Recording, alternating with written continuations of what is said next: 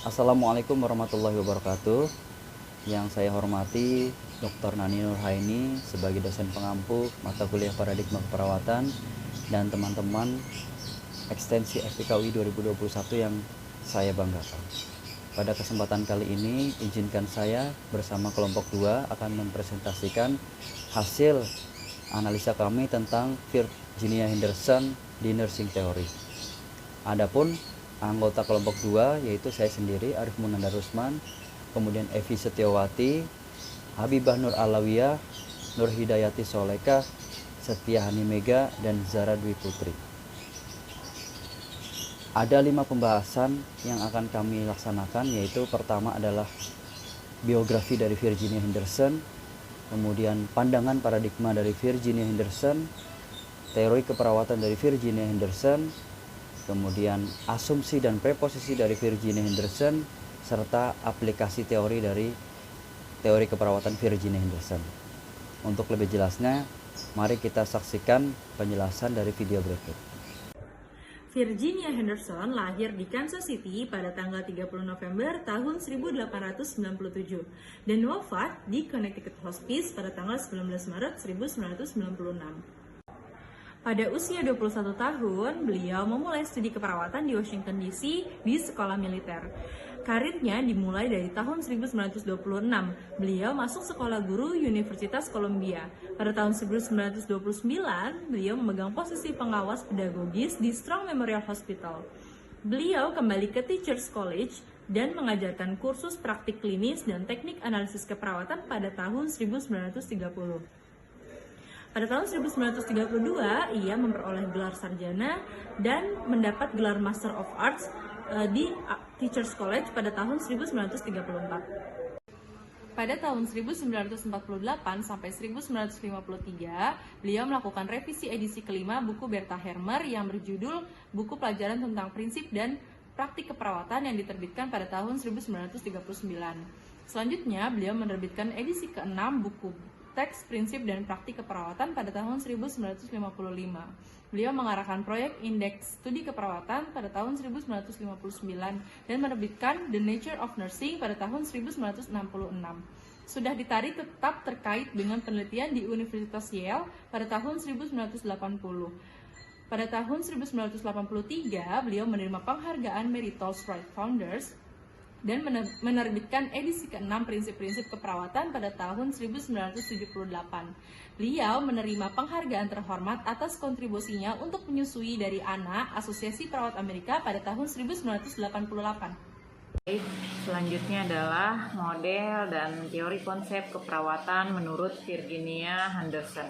Definisi dari model konsep teori keperawatan menurut Virginia Henderson ini mengemukakan bahwa fungsi unik perawat adalah membantu individu baik dalam keadaan sakit maupun sehat atau baik melalui kinerja maupun kegiatan-kegiatan yang berkontribusi terhadap kesehatan, pemulihan maupun kematian klien tersebut dilakukan dalam keadaan damai.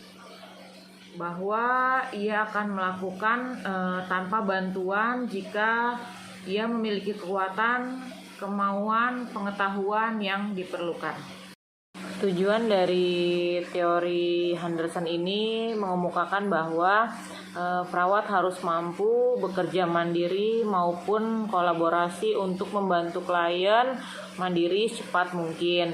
Kemudian harus mampu juga menyempurnakan, membantu individu tersebut untuk mempertahankan atau memperoleh kemandirian dalam memenuhi 14 kebutuhan dasar manusia. Kemudian yang terakhir adalah perawat juga harus mampu mengembalikan, menyempurnakan, melengkapi, menambah maupun memberi kekuatan, kemauan, dan pengetahuan klien tersebut. Konsep dari teori Henderson ini membagi kebutuhan dasar manusia menjadi 14. Yang pertama, kebutuhan bernafas normal. Perawat harus mampu membantu klien dalam bernafas secara normal. Misalkan mengatur posisi tempat tidur, bisa semi fowler maupun fowler. Kemudian kolaborasi memberikan oksigen sehingga kebutuhan bernafas klien menjadi lebih baik. Kedua, kebutuhan makan dan minum yang adekuat. Perawat dapat membantu memberikan penjelasan mengenai tinggi dan berat badan yang normal. Kemudian kebutuhan nutrisi yang diperlukan klien. Ketiga, kebutuhan eliminasi. Perawat harus mengetahui pola eliminasi klien. Misalkan waktu eliminasi dan frekuensi dari eliminasi tersebut. Selanjutnya adalah kebutuhan bergerak dan mempertahankan postur tubuh. Perawat harus mengetahui tentang prinsip-prinsip keseimbangan tubuh. Misalkan klien lebih nyaman posisi miring atau bersandar. Yang kelima, ada kebutuhan istirahat dan tidur. Jadi kita tuh harus mengetahui tuh kebutuhan intensitas si pasien itu berapa tuh butuh waktu buat intensitas tidurnya, apakah 5 jam, 6 jam, atau 8 jam, karena itu mempengaruhi kebutuhannya dia, karena tiap orang punya waktu tidur beda-beda. Yang keenam yaitu berpakaian, membantu pasien buat dia berpakaian, mengenakan pakaiannya dia yang mana yang cocok sama dia dan baik buat dia. Walaupun di rumah sakit pakai baju rumah sakit ya, tapi ada tertentu yang emang dia nggak mau pakai baju rumah sakit. Oke, for her. Kelima udah, 6 udah, yang ketujuh yaitu mempertahankan suhu. Jadi kadang beberapa orang itu tuh dengan kasus hipertermi atau peningkatan suhu butuh kita bantu untuk mempertahankan suhu tubuhnya dia agar dia merasa ujung-ujungnya ke arah nyaman sih. Yang kelima udah, 6, 7, 8. Yang ke-8 ya, berarti kebersihan diri. Jadi dia mandinya, mungkin dia perlu potong kuku. Jadi sesuatu yang bersih, yang baik, kayak contoh simpel memotong kuku tuh kadang jadi perhatian yang enggak semua perawat care gitu. Jadi itu kebersihan diri itu jadi salah satu prioritas juga di 14 dasar kebutuhan manusia menurut Virginia. Yang kesembilan kita bahas tentang aman dan nyaman. Jadi aman dan nyaman itu ada perasaan dari pasien itu merasa terlindungi dari trauma yang udah dialami. Jadi perawat itu ngasih dia space bahwa aku merasa terlindungi nih dengan adanya perawat itu. Yang ke-10 adalah komunikasi. Pasien mampu mengkomunikasikan apa yang menjadi traumanya, apa yang menjadi keluhannya kepada perawat. Yang ke-11 yaitu spiritual. Jadi ada dorongan dari perawat nih untuk dapat si pasien ini mengekspresikan dan melakukan apa yang menjadi kebutuhan spiritualnya. Dari 14 tersebut ada 3 terakhir yaitu kebutuhan bekerja, bermain, dan belajar. 3 hal terakhir ini harus kita dorong kepada pasien karena bekerja itu sesuatu yang kadang pasien tuh merasa bahwa aku nggak bisa kerja nih dengan aku sakit. Nah, kita harus dorong itu. Bermain, kita harus ngasih kesempatan nih bahwa si pasien ini dengan sakit dia bisa dia bisa tetap melakukan aktivitas bermainnya di ruangannya kayak gitu dengan waktu yang tersisa gitu. Kemudian yang 14 terakhir yaitu belajar. Jadi si pasien ini kita mampu mendorong dia bahwa ada waktu kok untuk kamu melakukan hal yang apa menjadi peningkatan kesehatan kamu dengan belajar. Jadi ada saya bisa nih dengan belajar meningkatkan faktor kesembuhan saya gitu. Asumsi dan proporsi. Asumsi utama dan konsep menurut Virginia Henderson yaitu adalah asumsi keperawatan bagi pasien sehingga pasien dapat merawat dirinya sendiri. Keinginan pasien di sini adalah kembali untuk sehat. Untuk yang kedua, ada perawat mempunyai keinginan untuk melayani dan perawat akan mengabdikan dirinya kepada pasien setiap harinya. Untuk yang ketiga, ada perawat harus terdidik ilmu dan terdidik seni di dalamnya. Yang keempat, ada Henderson juga percaya bahwa pikiran dan tubuh saling berkaitan. Proporsi teori Virginia Henderson mengidentifikasi 3 tahap hubungan perawat dan pasien, yaitu saat perawat berperan sebagai pengganti, penolong, dan mitra bagi pasien. Di sini Henderson menugaskan kepada perawat agar tahu apa setiap kebutuhan pasien dan kemudian mengidentifikasi kebutuhan yang harus dipalidasi dengan pasien. Pandangan Virginia Henderson terhadap paradigma keperawatan mencangkup 4 komponen, yaitu yang pertama ada manusia, lingkungan, sehat, sakit, dan keperawatan. Di mana manusia itu sendiri, individu terdiri dari 4 elemen yang merupakan bagian dari 14 kebutuhan dasar, di mana mencangkup kebutuhan psikologis, mencakup kebutuhan biologis, sosial, dan spiritual. Individu juga merupakan kesatuan yang tidak dapat dipisahkan. Yang kedua ada lingkungan, di mana individu berada dalam hubungan timbal balik dengan keluarga mereka. Masyarakat mengharapkan bahwa perawat dapat membantu individu yang tidak mampu untuk melakukan aktivitas secara mandiri. Di sini masyarakat harus mampu berkontribusi terhadap peningkatan kualitas pendidikan keperawatan yang memungkinkan perawat memahami pasien dengan penerima asuhan keperawatan dan lingkungan yang mempengaruhi orang. Lingkungan juga sebagai seluruh faktor eksternal dan kondisi yang mempengaruhi kehidupan dan perkembangan manusia. Sehat dan sakit, di mana definisi kesehatan ini didasarkan pada kemampuan individu untuk memenuhi fungsinya secara independen menurut 14 elemen kebutuhan dasar. Dan perawat di sini juga itu harus menekankan dukungan, pencegahan dan pengobatan penyakit yang diderita oleh pasien. Dan kesehatan juga dapat dipengaruhi oleh usia, lingkungan, dan kemampuan fisik pasien, dan intelektual individu, dan yang terakhir yaitu keseimbangan emosional mereka. Di sini Henderson mengatakan bahwa fungsi khusus perawat yaitu profesional medis independen. Yang keempat yaitu keperawatan, di mana individu dapat mempertahankan kemandirian secara maksimal sehingga individu tersebut mampu untuk menjalani kehidupan yang sangat berharga. Di sini saya akan menjelaskan terkait penerapan dari konsep teori Virginia Henderson, meliputi 14 kebutuhan dasar manusia, di mana pada penerapannya teori Virginia Henderson ini masuk ke dalam asuhan keperawatan yang sering kita lakukan terhadap pasien ataupun klien. Nah, di sini saya akan menjelaskan terlebih dahulu dari fase awal, di mana tahap observasi.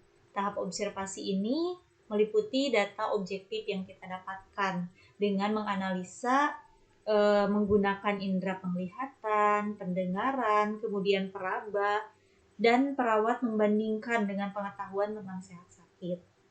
Nah, pada tahap observasi ini di mana perawat melakukan atau mengkaji 14 kebutuhan dasar manusia pada pasien. Misalkan kita contohkan yang pertama yaitu bernapas dengan normal.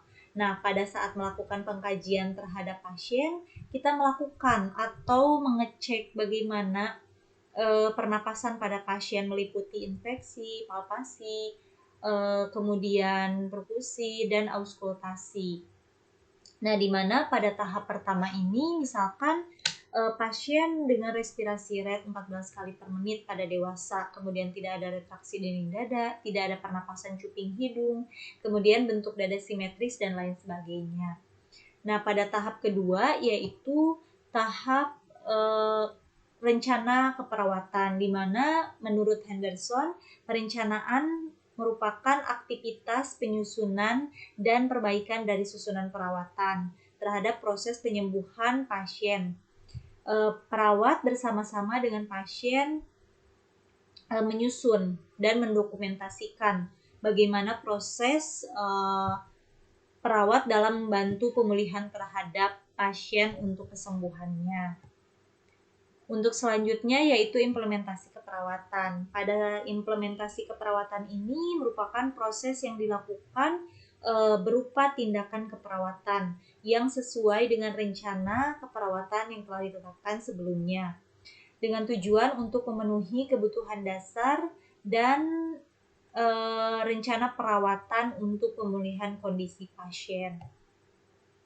Untuk selanjutnya pada tahap implementasi ini, di mana pengaplikasiannya itu terlebih dahulu melihat prinsip-prinsip, diantaranya prinsip psikologisnya bagaimana, kemudian usia, latar belakang, budaya, keseimbangan emosional, kemampuan intelektual, serta fisik individu. Nah, di mana pada prinsip-prinsip tersebut apabila kita menemukan pada pasien yang satu dengan pasien yang lain akan berbeda tentunya, melihat dari latar belakang usia, misalkan pada anak, dewasa, remaja maupun lansia, itu akan berbeda dalam melakukan tindakan keperawatannya, baik itu dari cara komunikasi ataupun hubungan yang kita lakukan, supaya tindakan keperawatan yang kita lakukan itu berjalan dengan baik. Selanjutnya yaitu tahap evaluasi, di mana saling berkesinambungan antara tahap-tahap sebelumnya, mulai dari pengkajian, intervensi, implementasi, sampai kepada evaluasi. Dan tahap evaluasi ini merupakan tahap akhir, berupa catatan perkembangan pasien sesuai dengan kriteria yang telah ditentukan di awal. Nah, perawat menilai bagaimana kemandirian pasien dalam memenuhi aktivitasnya meliputi 14 kebutuhan dasar manusia.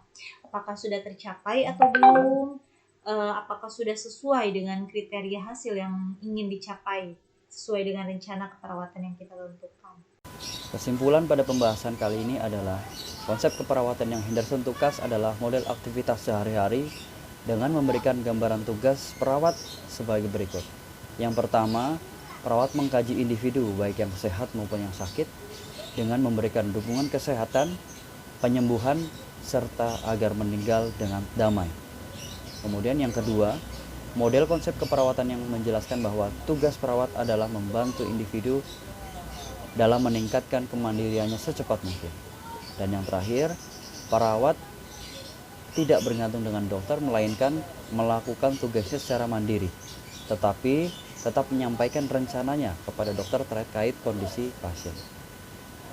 Kemudian proposisi konsep dari Virginia Henderson yang pertama adalah perawat sebagai pengganti bagi pasien, kemudian yang kedua perawat sebagai penolong bagi pasien, dan yang ketiga perawat sebagai mitra dengan pasien.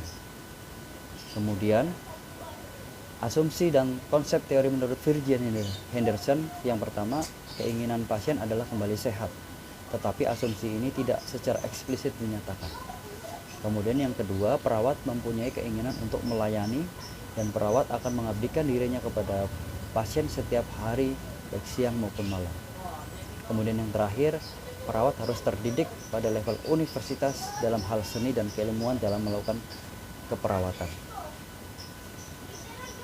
Berikut ini adalah referensi yang kami ambil untuk pembahasan kali ini. Sekian presentasi dari kelompok kami. Terima kasih atas perhatiannya. Jangan pernah lelah untuk belajar supaya kita dapat menjadi perawat yang profesional. Sekian presentasi dari kelompok kami.